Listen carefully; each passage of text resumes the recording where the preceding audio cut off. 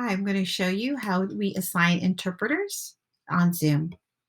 So at the bottom here, I have a globe, and this globe is the interpretation key. Anna is going to be my interpreter that I want to assign. I'm going to click on here. I would simply type in her name if it didn't show up, but it is picking up that she's in the Zoom meeting with us. I would also assign what language I'd want her to interpret, and right now I want her to interpret Spanish. I would simply just start. And it would enable the interpreters would be able to hear, and our participants would listen. If I wanted to manage and end this feature, I simply hit end, and now that feature is over. If I wanted to add another interpreter, I would simply go down to the bottom here and hit add.